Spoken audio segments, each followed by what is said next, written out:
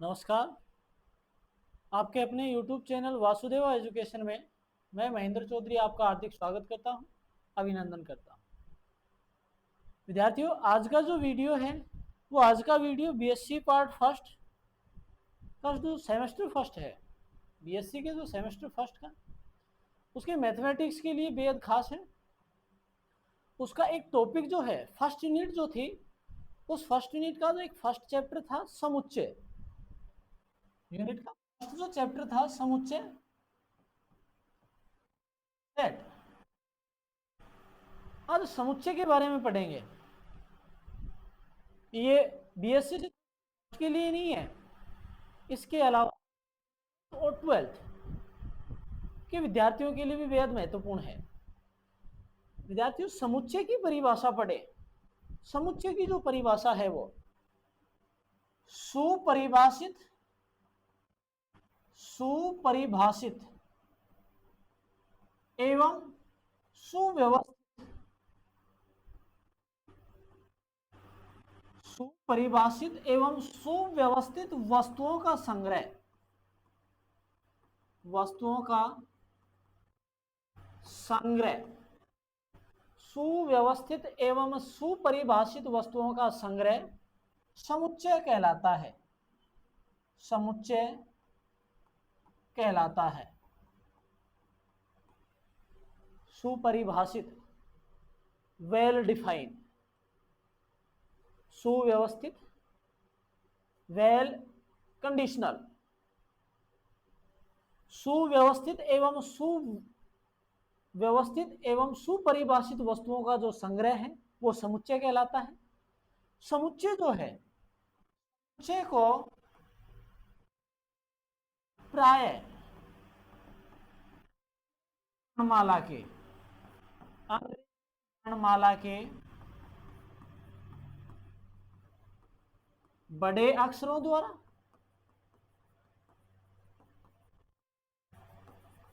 व्यक्त किया जाता है। समुच्चय को प्राय अंग्रेजी वर्णमाला के कैपिटल लेटर द्वारा व्यक्त किया जाता है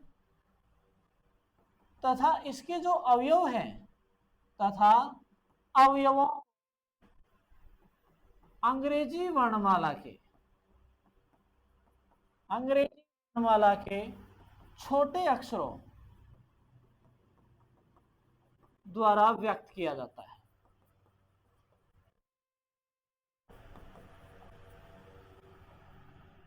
अब बात करें अवयवों की, तो समुच्चय के जो अवयव हैं उन अवयवों को अंग्रेजी वर्णमाला के स्मॉल लेटर के द्वारा व्यक्त किया जाता है। जैसे मैं एक रूप लिखूं, एग्जाम्पल मैंने लिखा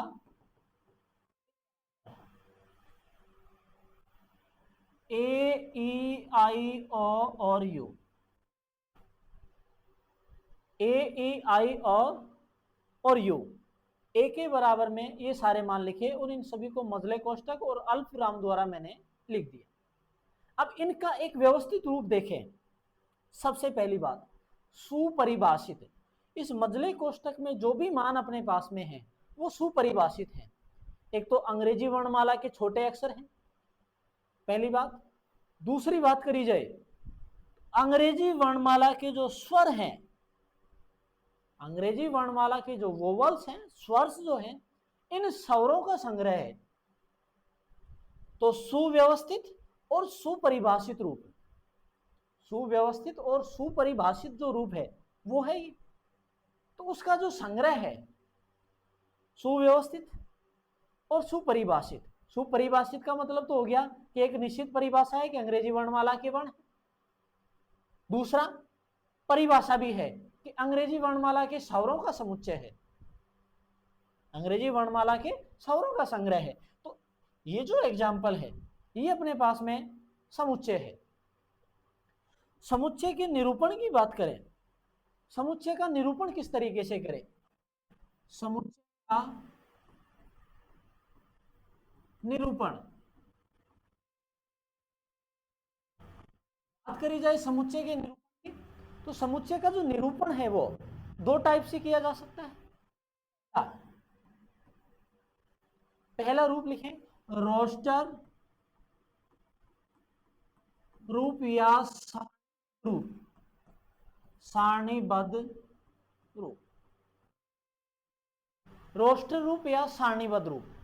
रोस्टर रूप या सारणीबद्ध रूप की परिभाषा पढ़ें तो समुच्चय के अवयवों को मजले कोष्ठक में अल्प विराम द्वारा पृथक करते हुए बिना पुनरावृत्ति किए लिखा जाता है। जैसे समुच्चय के अवयवों को मजले कोष्ठक में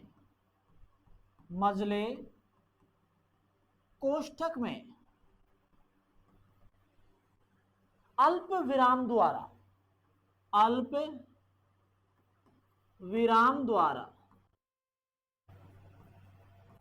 पृथक रूप में अल्प विराम द्वारा हुए पृथक करते हुए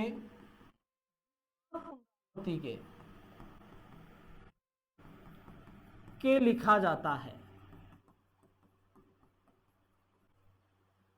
जो समुच्चय का निरूपण का जो पहला रूप है रोस्टर रूप या सारणीबद्ध रूप, इस रूप में समुच्चय के जो अवयव हैं, समुच्चय के अवयवों को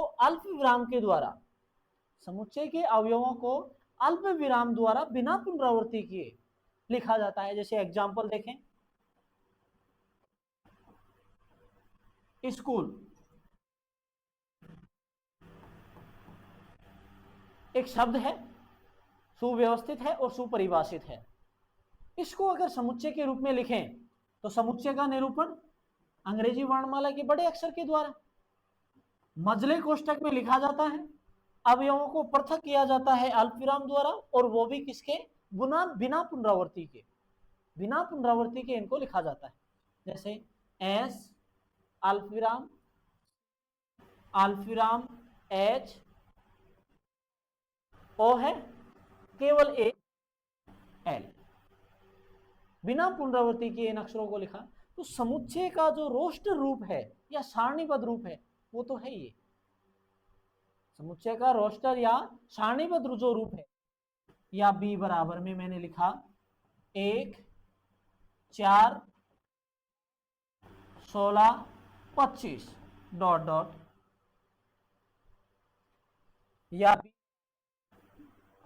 या तीसरा एग्जाम्पल लिखा 1 2 3 4 5 ... 100। तो ये जो अपने पास में एग्जाम्पल्स हैं, ये एग्जाम्पल हैं समुच्चय का रोस्टर या सारणीबद्ध रूप।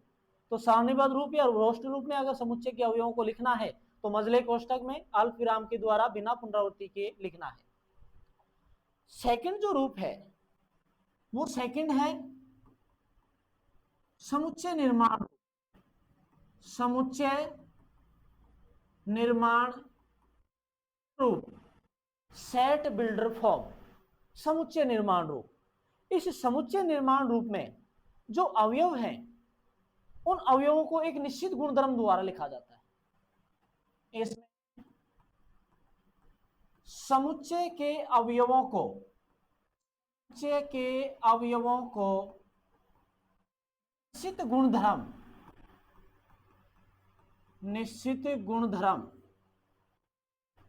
द्वारा निरूपित किया जाता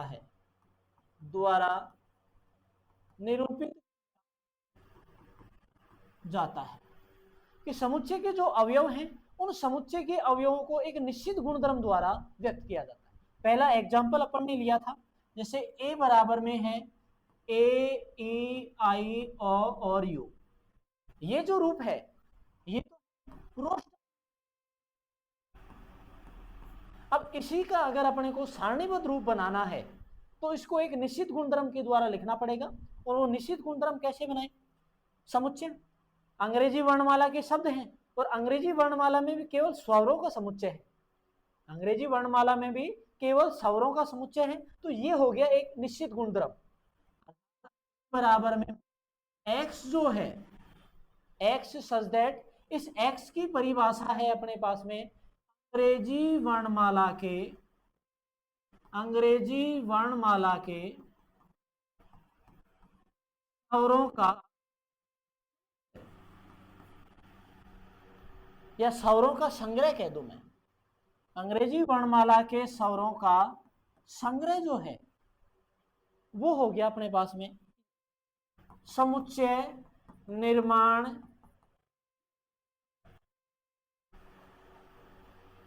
तो ये रोस्टर रूप था, इसी रोस्टर रूप को अपन ने समुच्चय निर्माण रूप में इस प्रकार बदल लिया। दूसरा एग्जाम्पल अपने पास में था 1, 4, 9, 16, 25 इस रूप में था। तो 1 का वर्ग 1, 2 का वर्ग 4, 3 का वर्ग 9 हो गया, 4 का वर्ग 16, 5 का वर्ग 25। तो ये प्राकृत संख्याओं के वर्गों का संग्रह है, अर्थात b बराबर में x सच दैट प्राकृत संख्याओं के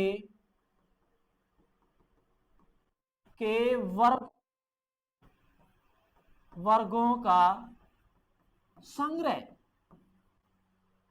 प्राकृत संख्याओं के वर्गों का संग्रह समुच्चय निर्माण रूप। तो समुच्चय का निरूपण दो तरीके से किया जा सकता है, रोस्टर रूप या सारणीबद्ध रूप, और दूसरा हो गया समुच्चय निर्माण रूप। तो रोस्टर रूप में तो समुच्चय के अवयव जो हैं उनको मझले कोष्ठक में अल्पविराम के द्वारा बिना पृथक किए लिखा जाता है, जबकि समुच्चय निर्माण जो रूप है उस समुच्चय निर्माण रूप में अवयवों को एक निश्चित गुणधर्म द्वारा बांधा जाता है, निश्चित गुणधर्म द्वारा लिखा जाता है, अर्थात जो इन दोनों एग्जाम्पलों के द्वारा समझा जा सकता है। आगे जो पढ़ेंगे इनके आगे पढ़ रहे हैं अपन समुच्चय के प्रकार समुच्चय के प्रकार, टाइप ऑफ सेट। समुच्चय के प्रकार के बारे में पहला लिख रहा हूं मैं रिक्त समुच्चय।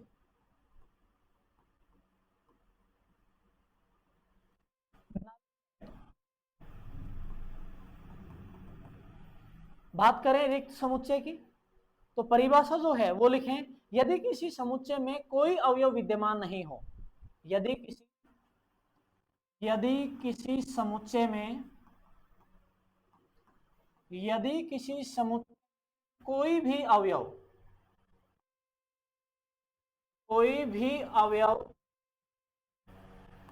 विद्यमान नहीं हो तो उसे रिक्त कहते हैं, रिक्त समुच्चय कहते हैं। कि यदि किसी समुच्चय में कोई भी अवयव विद्यमान नहीं हो तो उसे कहते हैं रिक्त समुच्चय। या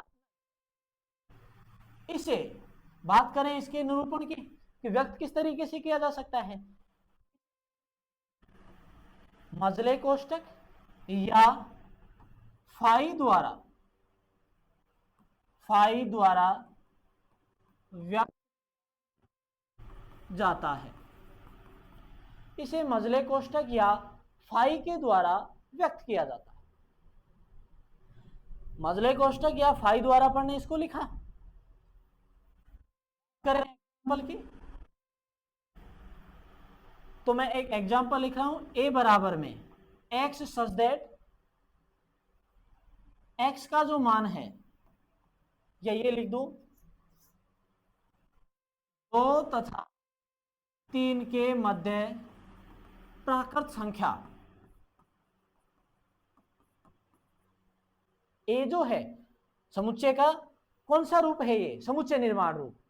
एग्जाम्पल मैंने लिया a जो है वो प्रकार से कि x 2 तथा 3 के मध्य प्राकृत संख्याओं का समुच्चय, 2 और 3 के मध्य कोई भी प्राकृत संख्या नहीं है, तो a बराबर में क्या आ गया, मझले कोष्ठक के रूप में लिख दो या फिर फाई, मझला कोष्ठक या फिर फाई रूप में अपन ने लिख दिया। ऐसे ही और भी एग्जांपल्स पढ़े जा सकते हैं, ऐसे ही और भी एग्जांपल देखे जा सकते हैं। जैसे b बराबर में मैंने लिखा कि x such that x square minus 1 या x स्क्वायर माइनस 2 बराबर में 0। प्रत्येक x बिलोंग्स टू n, यहां मैंने प्रत्येक x बिलोंग्स टू n होने का मतलब हो गया कि कोई भी n का कोई जो कोई भी अवयव लोगे, n के कोई भी अवयव अपन ने लिया, उस मान को यहां रखा, अगर उसका वर्ग करें और वो मान 0 आ जाए, वर्ग करें और मान 0 आ जाए, तो वो x है। तो प्राकृत संख्याओं के समुच्चय में ऐसी संख्या देखो जिसका वर्ग करें, उसका मान अपने पास में क्या आ जाए, 0। शायद ऐसी कोई संख्या नहीं है जिसका वर्ग किया जाए और उसमें से 2 घटाया जाए तो मान 0 आए। तो b बराबर में क्या आ गया,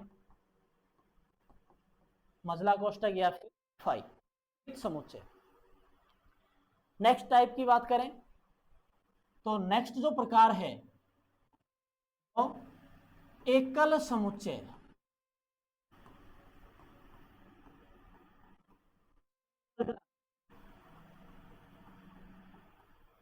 सेट, एकल समुच्चय, सिंगलटन सेट। एकल समुच्चय की बात करें तो यदि किसी समुच्चय में केवल एक ही अवयव विद्यमान हो, यदि किसी समुच्चय में, यदि समुच्चय में केवल ही अवयव विद्यमान हो तो इसे एकल समुच्चय कहते हैं। यदि किसी समुच्चय में केवल एक ही अवयव विद्यमान हो तो उसे कहा जाता है एकल समुच्चय। जैसे एग्जाम्पल से बात करें, ए बराबर x such that x square minus 1 बराबर 0, x such that x square minus 1 बराबर 0 प्रत्येक x बिलोंग्स टू n के लिए। X such that x square minus 1 बराबर 0 प्रत्येक x बिलोंग्स टू n के लिए।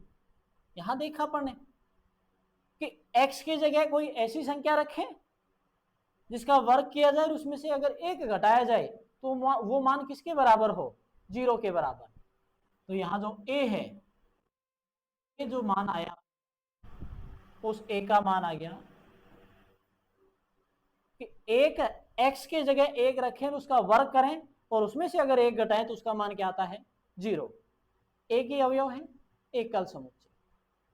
या मैं ये लिखूं b बराबर में 5, ये भी क्या है, एक एकल समुच्चय, ये भी एकल समुच्चय है। तीसरा परिमित समुच्चय, परिमित या अपरिमित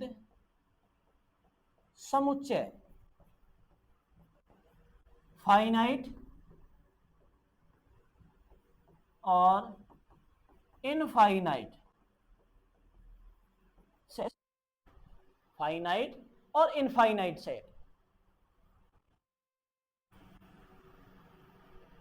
एक समुच्चय लिया, यदि किसी समुच्चय में अवयवों की संख्या, यदि किसी समुच्चय में अवयवों की संख्या सीमित हो, अर्थात निश्चित नंबर तक जिसकी गिनती की जा सके, यदि किसी समुच्चय में अवयवों की संख्या सीमित हो,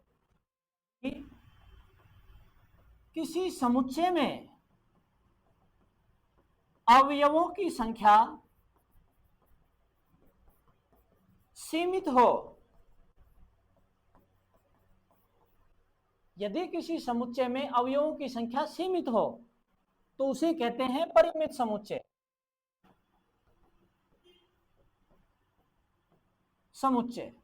तथा यदि अनंत हो, तथा यदि अवयवों की संख्या अनंत हो, तथा यदि अवयवों की संख्या अनंत हो, अनंत हो तो उसे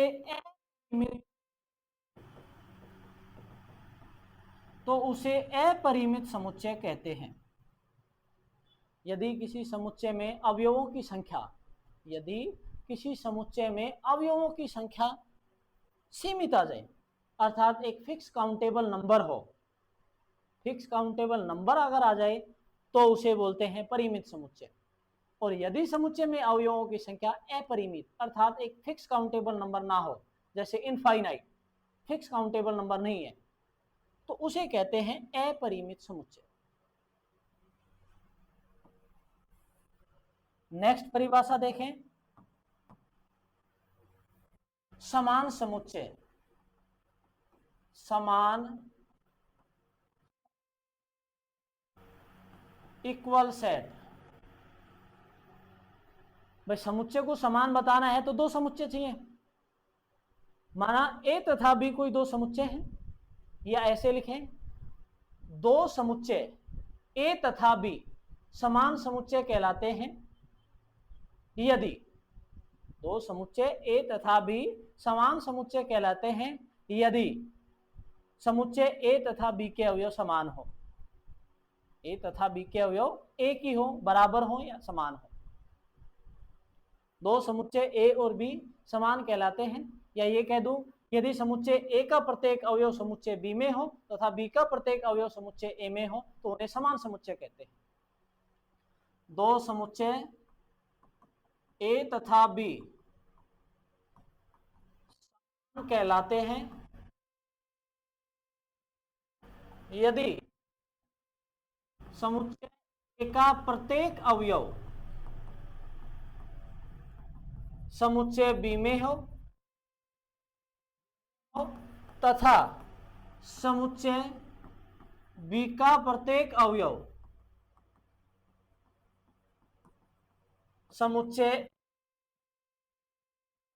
दो समुच्चय ए तथा बी समान समुच्चय कहलाते हैं यदि समुच्चय ए का प्रत्येक अवयव समुच्चय बी में तथा समुच्चय बी का प्रत्येक अवयव ए में हो। एग्जांपल देखें, ए बराबर में 1 2 3 4 और बी बराबर में लिया 4 2 3 और 1, तो समुच्चय ए का प्रत्येक अवयव समुच्चय बी में है और बी का प्रत्येक अवयव समुच्चय ए में है, अर्थात ए बराबर में बी। अगर इसी को मैथमेटिकल परिभाषा के रूप में देखें, इसी की अगर मैथमेटिकल परिभाषा देखें तो ये लिख सकते हैं कि दो समुच्चय ए और बी समान कहलाते हैं यदि x such